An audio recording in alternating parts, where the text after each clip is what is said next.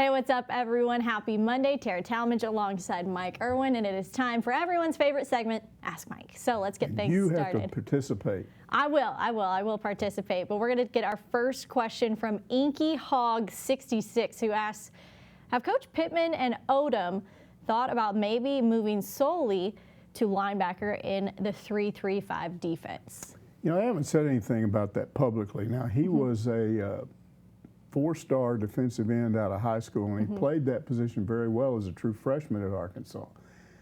He got hurt last year and had a hand injury, didn't play as much.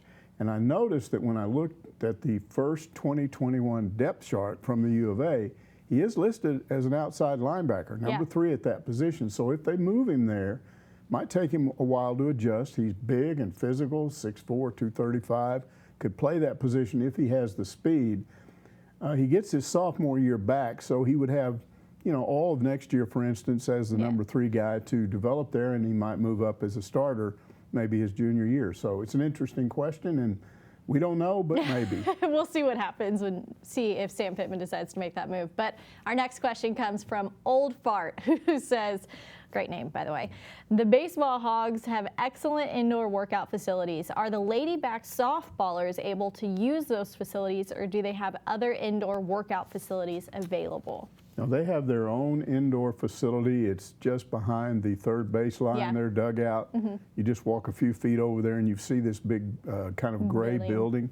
They've got their locker room in there. They've got some batting cages and an indoor workout area, so they have their own facility, which is good. They don't have to worry about, and it's the first time softball has had those facilities. But you know, I went and checked, and that Bogle Park has been in existence now for 11 seasons. Wow. That seems like the other day they were in Lady Backyard over there where the football practice fields are now, but they've had it for a while. And it's a good facility. I have been in that facility, though, and it's not on par with the men's, but it is still very nice, so it's good to know that they have that. Much better than they've ever had before. They've never had an indoor workout facility in bad weather.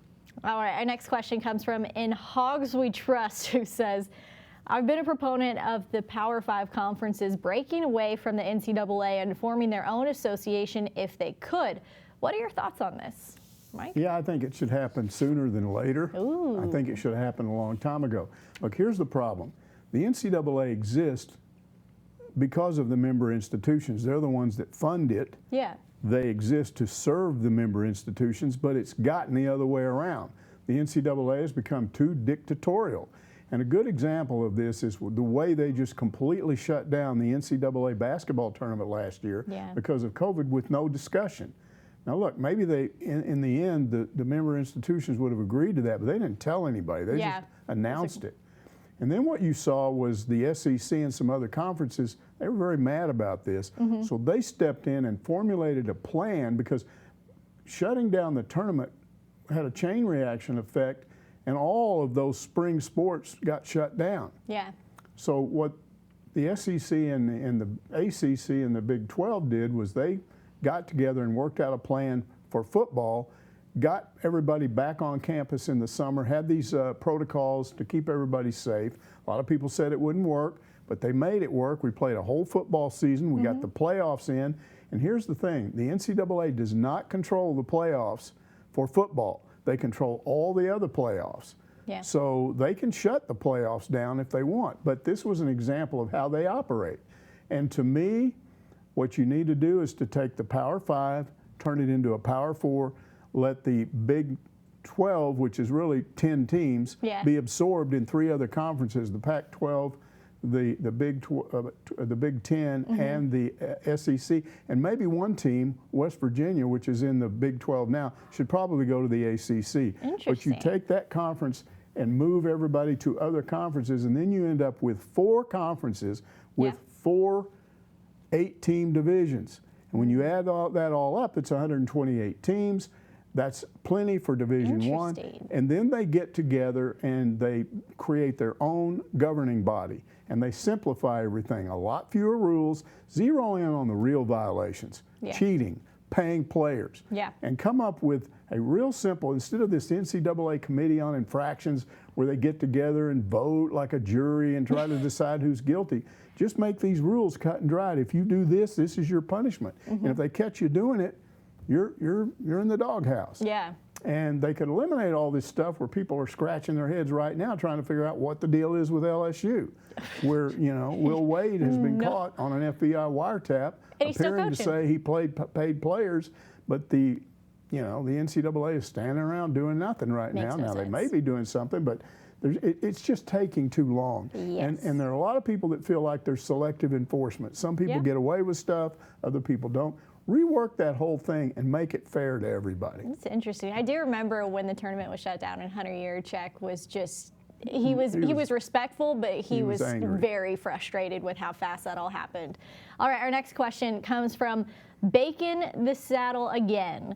It says the Hogs' rankings in the preseason baseball polls are anywhere from number 8 to number 22. Why the disparity, and which ranking do you think is more accurate? The disparity is because there's too many polls. I think there's like 5 or 6 of them.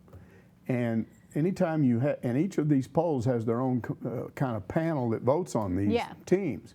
So if there's 6 polls, 6 different panels are going to come out 6 different ways, and you're going to get this disparity. The way we handled it in the media is you look and you kind of do an average. Now, in these various polls, Arkansas is listed as 8th in 3 of them, and then it drops down all the way to 21, I think. So the general acceptance that you see so far is Arkansas's number 8 preseason. And that's how you handle that. But the truth is, preseason polls don't mean anything. We know that in football. They may have them, but the playoff committee people don't start their polls until we get into the season. And really, that's the way it should be. You should wait a while. I mean, we look at these baseball rankings in this opening tournament. All over the place. Texas Tech started preseason number 3. They're 0-2. Yeah. You know, maybe they're not as good as everyone thought. Who knows? But if we wait a while, like maybe 2 or 3 weeks or a month or whatever, your polls would probably be more accurate. Instead of taking some schools that are unranked and may actually deserve to be ranked, but yet they got to fight their way up because they start so far down in the polls. Casey Opitz said it the best. They don't give out a preseason national championship. Right. I love that. I do too. His mom said she wants to get it on a shirt, so if she does, I told her to let us know. Okay. Hog Fat is our next question, who says, if we witness a full second season under Pittman, what do you expect to see in terms of the installation of evolutionary offensive and defensive schematics, taking advantage of the influx of upgraded player personnel and the additional learning curve drills? Time to break that down for me. Okay, I think he's messing with us. Yeah. I changed the question, and I think it means the same thing. If we look at my question, if we don't have any COVID disruptions, how much more developed will the offense and defense be in year 2 under Sam Pittman? That is a much better way to say that question. I think that's understandable, but I think it's the same thing. And here's the deal. There's no question last year you had a problem. Any team that had Missouri had the same problem. If you got a new coaching staff with a new offense and a new defense, and you had no spring football, plus nobody was even on campus from like May through June, sometime middle of the July is when they came back, then that was a problem. And I think it caused Arkansas some problems. I think it caused other schools some problems. And this year it would be especially difficult because you're going to try to break in a new quarterback. I believe the offense is going to change a little bit this year because of the hiring of this tight ends coach who was actually a former offensive line coach. And Sam Pittman's explanation of that was, we want our tight ends to be better blockers. What that tells me is they're going to evolve into a run-first offense. Doesn't mean they're not going to throw it. But Pittman himself has always had that philosophy. So there's no question that they will benefit and they will evolve better having the ability to go through spring football and be on campus all the way through the summer and into the fall. So yes, they will evolve better, and I think you'll especially see the evolution of this run-first offense, if it happens, better because of the fact that you have spring football and participation all summer on campus by these athletes. All right, Lanny has our next question and wants to know, have the dates for the SEC basketball tournament and NCAA tournaments been recently modified for 2021? As far as I know, they haven't, and we're running out of time. And we know that there are some schools that have created a tremendous problem, like Texas A&M. A&M has created a problem. So here's the difficulty. If you don't move this back soon, it becomes too late. And the real reason to move it back would be so you would allow like maybe an extra week at the end of a conference race before you went into your conference tournaments. That causes the NCAA to have to move its timetable back, and they've been planning this for a long time in that bubble thing in Indianapolis. Yeah. So I'm not saying it can't happen, but it doesn't look like it's going to happen. And even if they do push it back, though, some of those teams can never make up the number of games. Yeah, we're fixing to get into this with the next question. Oh, okay, here we go then. Hog asks, what are the odds of getting a game scheduled between season's end and the SEC tournament in basketball? Seems like we could schedule one of the many teams A&M canceled on. Here's the problem with that. A&M has canceled 6 games. Yeah. Every one of those 6 teams, Arkansas has already played, all of them, and they've beaten 5 of them. Mm-hmm. The one team they haven't beaten that's canceled on A&M is Alabama. Do you think Arkansas wants to play Alabama 3 times? Yeah. They're scheduled to play them on Wednesday. Right. You turn around and say, hey, you want to play them on Friday and then play your Saturday game because you're running out of time. And I don't see any reason why Arkansas would want to play teams like Florida or Kentucky again when they've already beaten them. Yeah. That just gives them a chance to beat you.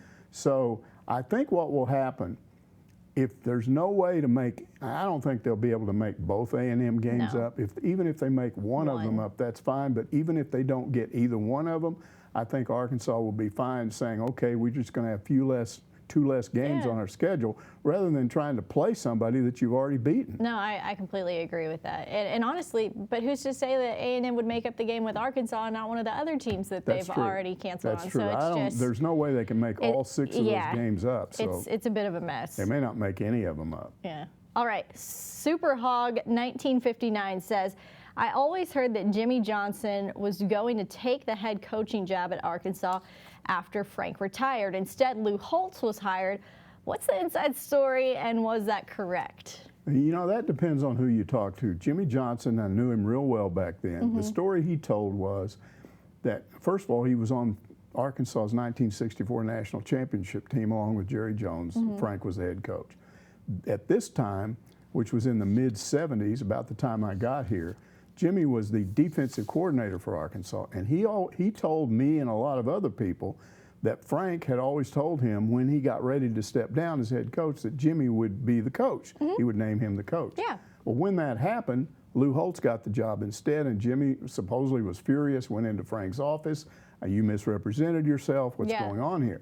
Frank told him a story. He said, and Frank always, I don't know that he ever denied it. He just never acknowledged that other conversation had ever taken place. Mm-hmm. And what he told Jimmy was, when I wanted the Arkansas job when I was at Baylor for a long time before I got it. Mm-hmm. But John Barnhill, who was the AD at Arkansas, said, if you want this job, you got to go become a head coach somewhere else first. That's why Frank said he took the Missouri job. He was there for 1 year, and then John Barnhill hired him. Okay. So Frank basically said to Jimmy Johnson, if you ever want to be the head coach here, you got to go be a head coach somewhere else first. Well, Jimmy left. Now, I don't know if Lou would have retained him on his staff as defensive coordinator, but Jimmy left and became the defensive coordinator at Pitt. He was there 2 years. Then he gets the head coaching job at Oklahoma State. He's there 5 years when the job opens up again. But here's the issue. He was just barely above 500. He wasn't the Jimmy Johnson we think of now. Yeah. He'd just been very average as a head coach at Oklahoma State. So what it really came down to was he came in and did the job interview. Mm-hmm. I remember talking to him. He told me he thought he had the job. He said, the interview went well. I think I've done everything Frank asked. I think I'm going to get it. He had only gone 8-4 that year. And this was second week in December, as I recall. And Ken Hatfield had gone 10-2 at a school, Air Force, which had never been very good in football. So Frank looked at that and went, one's a little more impressive than the other. But the other situation, and this was all rumor. Yeah. Frank didn't tell me this.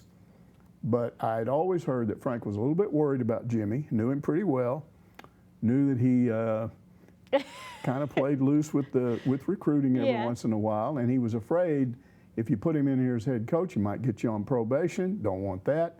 Plus, Jimmy, his personal life, he kind of had a little fun. I had a student intern, a female, very attractive, that worked with me in those days. And she was always complaining that Jimmy was a little too friendly toward her. Gosh. She was like, I wish he'd leave me alone. So I don't know. I just think Frank was worried about a lot of things. Well, Yeah. here's the thing. He gives the job to Hatfield. I don't think Jimmy ever sat down and realized that that was the best thing that ever happened to him, because right after that, Jimmy got the Miami job. Now, Miami had won a national championship under Howard Snellenberger. Their program was already going.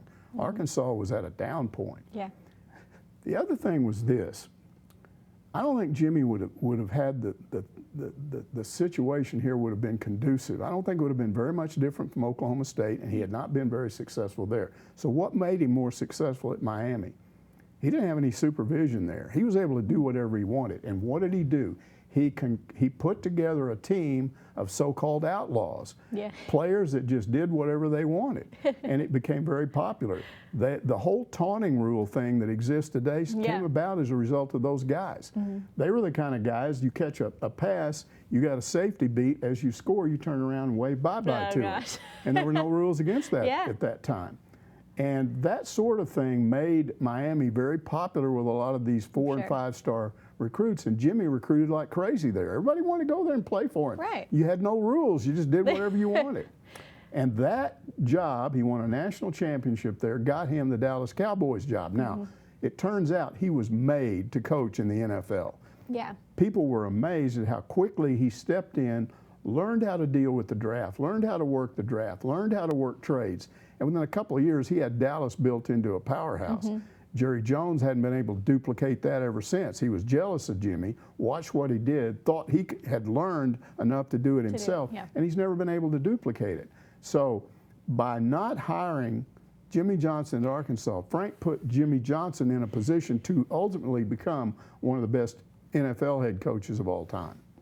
Jeez, I love that story. That's actually Frank pretty did cool. that a lot of times. Same thing with Lou Holtz. He fired Lou Holtz, but then he got on the phone and got Lou the job at Minnesota. That led to the Notre Dame job, which led to Lou winning a national championship. Frank always had a way of making a situation better for him, but better for somebody else too. That's great, though. Okay, we've got one more question today, and it is from Arkansas Redneck, who asks, what do you think of the Diamond Hogs so far? You know, what's there to complain about? I mean, you almost can't complain about a team that has started the season 2-0 against two top 10 teams, one of them top 5 team. And the interesting part is how they've done it. In the first game against Texas Tech, they needed offense. 11 base hits, scored 13 runs, 11 base hits. Now, Tech made some mistakes and gave them some runs. But that game was won with offense. The pitching wasn't very good in that game. Tech scored 9 runs. Then you go into the next game. Texas, their strength so far is their pitching. They've got a good pitching staff. They just don't hit real well. So what happens? Arkansas wins that game on pitching. They had 3 guys in that game combined to throw a 2-hit shutout. And you don't have to have much offense. I think they had 6 hits in that game. But it doesn't take much when you shut the other team out. All it takes is 1 run. And it turned out they got 4. So they're off to a good start. You could pick apart certain things right now. You could say part of that bullpen doesn't look very good, but that's based on one game. It's so early. You don't know. I mean, look at Caden Monk. He came out of the bullpen in the Texas Tech game, and I'm not sure he recorded an out. No. But then he comes in last night against Texas and pitches really well. So, you know, it's hard it's just hard to, you know, some people are picking apart Christian Franklin in center field because he didn't have a base hit until the end of the game last night. He finally got one. But, you know, he did strike out 4 times in that first game. But, I mean, that's one game, 2 games. We don't know. Exactly. It really does look like their shortstop is really good. And so that's a replacement position where, you know, he's good defensively. He can hit the baseball. They're probably not as impressive offensively as I thought maybe they would be. But again, especially against Texas, that's the strength of their team is their pitching staff. So it looks really good so far, and I would be hard pressed to criticize this baseball team in any way. But also, Dave Van Horn, before they played any game, said that this offense wasn't going to skip a beat, and he said that don't judge it off the first couple weeks. Yeah, I think at least he doesn't do that. Yeah, I think he was mainly talking about the pitching staff, saying he was going to take some time to figure out who goes where, where to put the pieces. Obviously, he's still doing that. But look at some of the things that are going on here. Your DH gets apparently sick. before the game, and he's one of the best DHs in college baseball. Matt Goodhart, yeah. But you've got a backup first baseman that you put into that position, and you start looking at his resume. He was the JUCO Player of the Year and hit like 11 home runs in 16 games or something, did all this crazy stuff. And he was very effective as the DH. So now what happens when Matt Goodhart comes back? Do they decide to move him to first so you can keep the other kid at DH? You got to figure out how to get that guy in the lineup, because I mean, this team's all about offense anyway. Any way you can get more offense, the better. And there's just some intriguing possibilities that have already popped up. Right. It's going to be an exciting season to watch this team. Definitely not lacking any talent at all this year. Especially the way baseball was canceled last year. Look, here's the thing about baseball. If you're not a college baseball fan, you don't get this. But baseball fans are every bit as passionate about their sport as basketball and football fans. And that sport, the basketball people were all mad last year because the end of the season got taken away. Baseball got, pretty much I don't know, 3 weeks into the season, and they went bye-bye. And that left these bomb people really mad. Rightfully so. So now it's back. It looks like everything is okay. And I also want to talk about Dave Van Horn in terms of COVID, because all of these coaches, Sam Pittman and Eric Musselman and Dave Van Horn, you know what you haven't had all through this whole academic year? You haven't had COVID issues. They haven't missed games. They've done really well. They've had people ready to go. And I think there's a whole thing on campus of, let's take this seriously. Let's follow the protocols. Let's don't do things we shouldn't do, because we want to play games. And so far, that's the same thing with baseball. They're off to a really good start. Haven't had any issues. Keep your fingers crossed. And I'm hopeful, because we've noticed that cases where people test positive, 3-4 weeks ago in Arkansas, it was up to over 2,000 in one day. And lately it's been around 200, 300, 400. It's dropping. And I'm really hopeful that if this continues, especially with the vaccinations, and by the way, I'm scheduled to get my first vaccination in 2 days, so I'm pretty excited about that. I can't wait to get both of them behind me, so I won't have to deal with that. But as these vaccinations continue, I'm hopeful that, the governor of the state will at some point realize, hey, the caseloads are way down, people have been vaccinated, let's let more people into the baseball stadium. Right now it's set at about 4,500.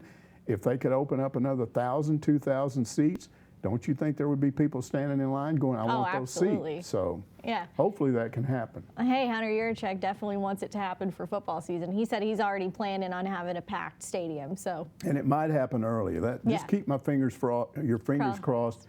Maybe we could get some more fans in there within a month or two. All right, that's going to do it for this week's Ask Mike. For Mike Irwin, I'm Tara Talmadge. Guys, thanks for watching.